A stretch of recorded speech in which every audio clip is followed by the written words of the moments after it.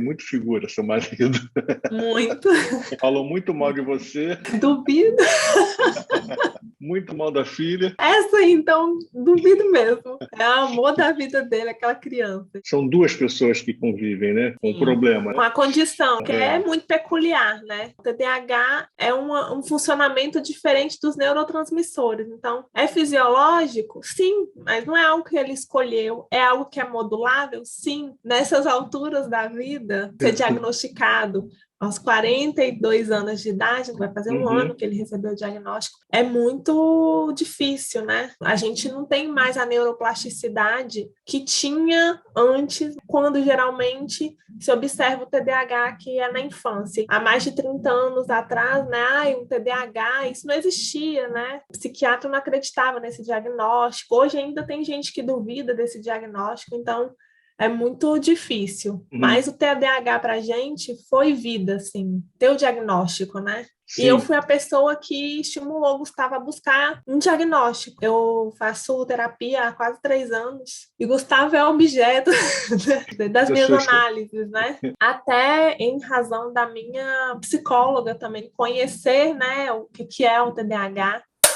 Salve, salve! Meu nome é Renato Neto, sou fotógrafo, videomaker, editor de vídeos, tenho vida fora da depressão e tô na envelhecência. Nesse canal eu me proponho a falar sobre fotografia, vídeo, depressão, velhice, dentre outras coisas. No vídeo de hoje eu converso com Larissa Guedes, mãe de Sophie, 4 anos, que tem uma condição especial e que também é esposa de Gustavo Novaes, que também tem uma condição, o TDAH. Se você gostar do vídeo, não se esqueça de deixar seu like, se inscrever no canal se ainda não for inscrito e ativar as notificações. E o mais importante, assinar minha newsletter para ser avisado ou avisada toda vez que eu lançar vídeo novo e também para receber conteúdo exclusivo. O link está aqui embaixo. Mais uma coisinha, não sei se você percebeu, eu tô com uma camisa do Vídeo Fotista Envelhecente e ela pode ser encontrada na minha loja online, Shirts, etc. Tem outros produtos lá também, é só acessar o link que também está aqui embaixo.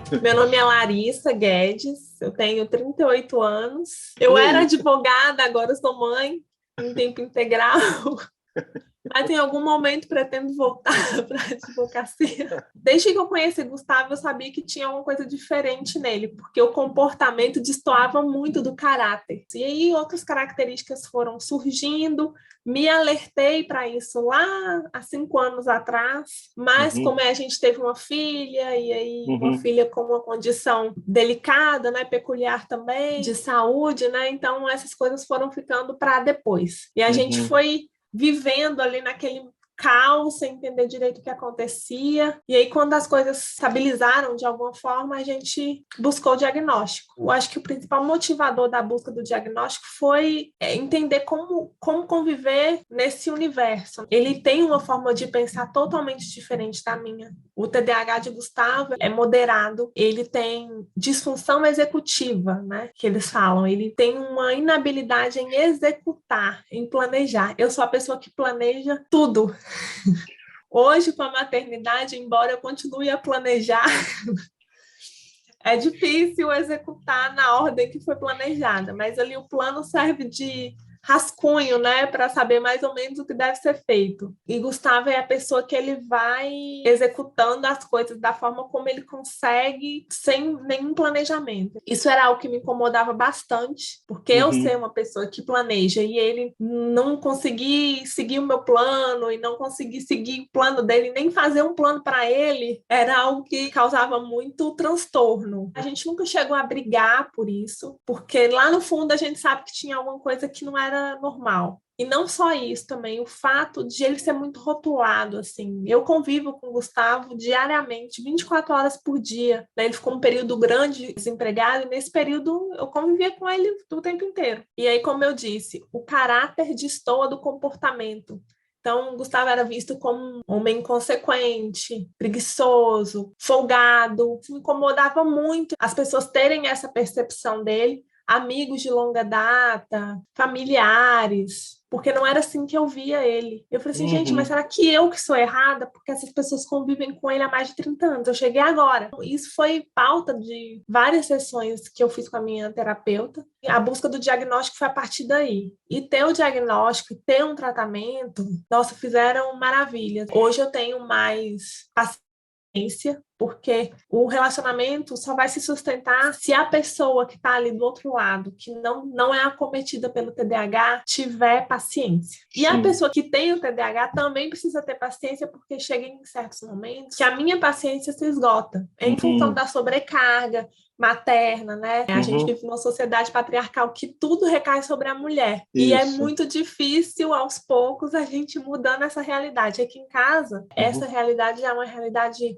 bem diferente do que a gente vê lá fora. Gustavo é um super parceiro nesse aspecto, que ele aprendeu a ser, ele não veio para mim assim. Foi a base da observação dele, foi o que eu apontava para ele, olha, Gustavo, você precisa me ajudar nisso. E aí ele foi vendo a necessidade e ele foi passando a executar sem ser necessário sempre eu delegar. Mas isso é um processo e que não tem fim. Delegar uma coisa para um TDAH é difícil. Na minha terapia, a gente busca desenvolver ferramentas que minimizem a minha sobrecarga e possibilitem o desenvolvimento da função executiva de Gustavo. É preciso que ele execute coisas aqui em casa, mas que não vão causar impacto caso deem errado. Porque as primeiras vezes que ele fizer, vai dar errado. Quase sempre. Eu meio que dou o rumo dele e ele segue. E é isso que nos facilita o convívio, né? O fato de ter uma criança especial em casa, uma criança atípica, que demanda cuidados físicos, né? Com higiene, com alimentação. Ajudou muito ele nesse aspecto. Por exemplo, agora ele está na escola dela. Ele foi lá fazer o procedimento de drenagem da bexiga dela, que era um procedimento que só eu fazia. Ela está há 1 ano fazendo esse procedimento. Ele fazia eventualmente, mas agora ele está fazendo constantemente. Eu sinto sono, eu fico cansada, acabo dormindo muito cedo. A hora que ela dorme, tem que fazer um outro procedimento de higienização da bexiga. Então, ele tem feito esse movimento. Não é perfeito ainda. Não é perfeito mas como o seu? Como o meu. Porque okay, o meu é feito exatamente como a orientação da enfermagem. Ele ainda se enrola um pouco para fazer, ele às vezes faz de um jeito que é menos prático, mas ele só vai conseguir executar de maneira perfeita com a prática. Ontem eu não estava presente quando ele fez, porque eu estava apagada, eu não vi ele fazendo. Geralmente eu vejo, dou uma espiada, e acordo, vejo, fico ali de olho, vendo se está fazendo alguma coisa, mas ontem eu não vi e assim, deu tudo certo. Para colocar a Sofia na cama, né, ela acorda, eu expliquei, não é assim que se coloca, assim, você vai acordar. Ele precisa dessa orientação. E quando ele tem essa orientação e ele não consegue executar, é porque o TDAH agiu ali. Não é porque ele não quis, não é porque ele foi relapso no cuidado da filha, mas até a gente chegar nesse ponto, era extremamente irritante, por exemplo, eu mandar uma lista de supermercado para ele, com a descrição exata do que eu precisava, ó, açúcar, marca tal, tal marca de tal coisa, sabão líquido, tal marca. E aí ele chegava com coisas completamente diferentes das que eu pedi e a descrição estava ali. Então esses eram pontos da nossa relação que eram simples, muito, porque acabavam né? retrabalho. Eu tinha que ir lá e refazer o que já tinha sido feito. E se você só colocasse açúcar, manteiga? Ia vir do mesmo jeito. Ia vir do mesmo jeito. Né? O TDAH ele não tem critério para escolher um negócio. O Gustavo ele tem uma inabilidade de ir do ponto A ao ponto C. Ele precisa parar no ponto B. Se eu preciso de uma coisa urgente dele, eu falo, Gustavo, eu tô aqui com Sofia, eu preciso que você pegue para mim agora um lenço umedecido, agora. Se ele encontra no meio do caminho algo fora do lugar, ele para colocar. A gente perde alguns segundos, que para mim são preciosos, mas para o TDAH ele não entende. Se eu já estou aqui, não custa nada, custa. Se eu vou para a cozinha, eu vejo um copo vazio, levo a mamadeira da minha filha vazia, levo, porque ela ali não tem mais função. Entendi. Então isso é algo trabalhado diariamente há 5 anos. E essa é uma parte muito difícil acertar com ele. A minha parte é entender que ele tem uma condição, o cérebro dele funciona de forma diferente do meu, que para mim é urgente, para ele não Para é. ele não. Existem coisas que para ele podem ser urgentes. As prioridades dele são inversamente proporcionais às minhas. As prioridades relacionadas à Sophie, elas são comuns. Mas ainda assim foi necessário explicar. A minha sorte é que Gustavo é extremamente presente nas consultas, nas pesquisas, nos meus estudos. Eu partilho com ele sempre lê, ele estuda comigo de alguma forma. Ele não vai buscar a informação, eu que vou. Mas ali eu passo a informação para ele absorve aquela informação porque se trata da Sophie. Então, as coisas quando se tratam da Sophie, ele consegue... A assimilação dele é diferente. Totalmente diferente. Você já pensou se ele consegue fazer o que ele faz com a Sophie com relação às outras coisas também? Será que isso mudaria alguma coisa? Então, já pensei nesse sentido. É o que eu disse. Tudo que está relacionado à Sophie é feito, mas a importância que ele dá para as outras coisas, nada supera a importância da Sophie. Nada. Mas outras coisas superam, por exemplo, a importância de Gustavo, olha só, eu preciso jantar, preciso providenciar o nosso almoço de amanhã, né? Eu faço o jantar no dia seguinte para ficar para o almoço no dia seguinte. No dia anterior, o almoço no dia seguinte. Então, se não tiver o que eu vou precisar usar, para ele, amanhã a gente resolve. Só que isso já causa um impacto em mim. Sim. Mas é simples, eu vou lá e resolvo. Não é simples. No dia seguinte, que era um dia que eu teria que fazer X coisa, que é o planejamento que eu faço, eu não consigo executar porque ele no dia anterior falhou.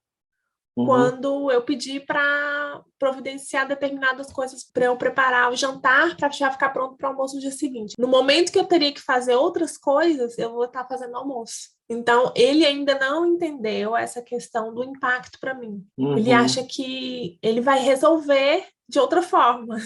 Resolve de outra forma, mas não sem causar um impacto em mim. Isso ainda é ponto de discórdia. Na mente do TDAH é simples de resolver, porque não é o TDAH que está ali na execução, né? E eu não posso colocá-lo para execução, porque isso é algo que não pode falhar. O que não pode falhar, não pode ser delegado. Ele tem uma dependência muito grande sua. Muito.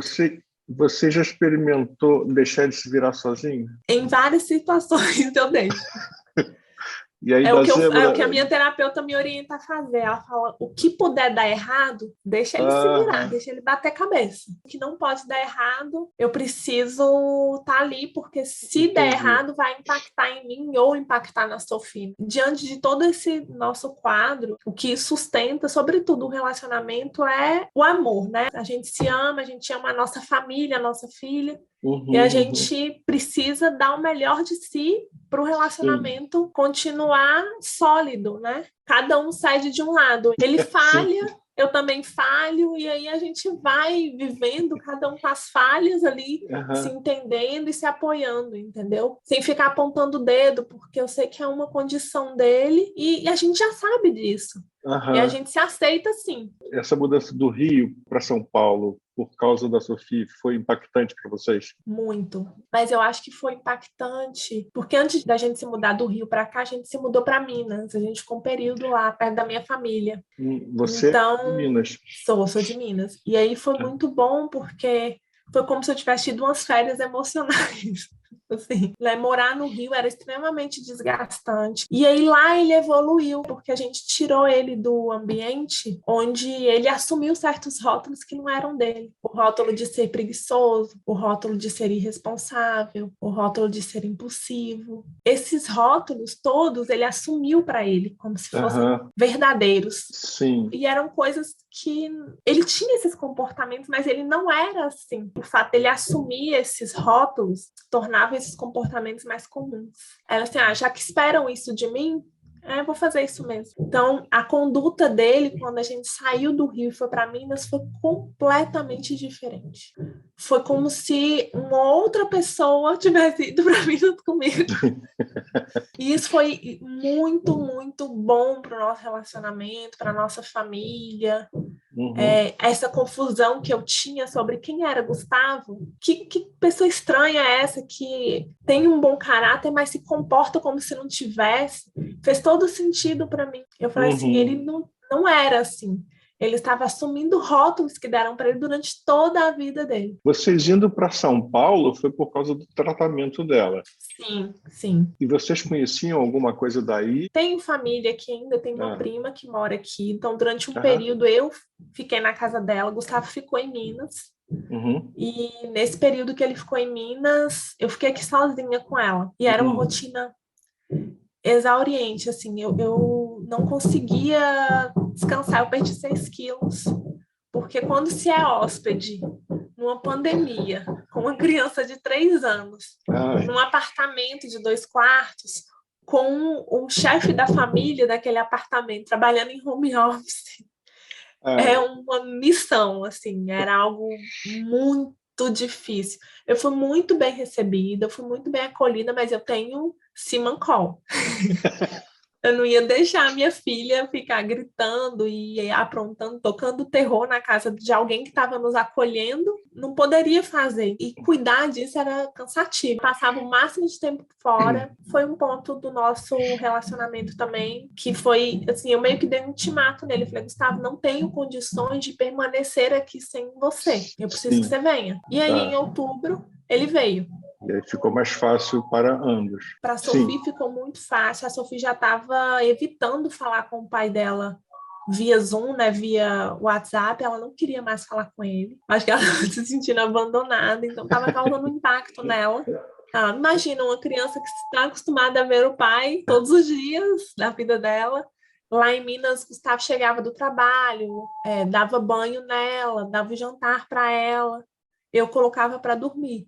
Então, a gente tinha todo um balé ali orquestrado e tudo funcionava muito bem. Aqui agora, a gente ainda não conseguiu esse balé, não, mas a gente já está ensaiando. Vai conseguir. O que você pensa para o futuro? Então, eu sou aquela pessoa que planeja, né? Mas a maternidade me ensinou que não posso planejar a longo prazo. Eu espero e desejo que no futuro a gente continue nesse balé, mesmo que a gente esteja tentando. Eu espero e desejo que meu futuro com Gustavo, Sophie, dentro da nossa família, a gente consiga evoluir, né, nesses aspectos que causam certos incômodos, mas que esses incômodos jamais sejam maiores que o amor que a gente tem um pelo outro e pela família que a gente está construindo. Só o que eu espero. Larissa, eu acho que a entrevista vai ser sua. Eu vou tirar o Gustavo. É porque o TDAH divaga, né? Ele com certeza saiu do tema, ele viajou. Ele adorou também. Gustavo é uma pessoa extremamente comunicativa, ele gosta muito de se comunicar, de falar. Sim. Ele é muito aberto também. Eu sou mais técnica para falar do que ele. A falta de objetividade, né? Constante. Até às vezes a gente está conversando, eu falei, Gustavo, mas não era sobre isso a conversa. Volta lá, fazendo favor. Aí ele, não, mas o que era mesmo? Aí o assunto se perde. Isso é dele, não tem medicamento que resolva isso. Isso é uma característica de pessoas inteligentes, assim. É uma das coisas que eu admiro muito em Gustavo, é o fato dele ser extremamente inteligente. Ele tem um QI alto, né, que foi constatado na avaliação que ele fez para TDAH. Inclusive, esse QI alto foi o que dificultou um diagnóstico preciso mais jovem, né? Porque o TDAH antigamente era visto como uma pessoa com dificuldade de aprendizado. Alguns têm, outros não. No caso de Gustavo, era um que não havia dificuldade de aprendizado.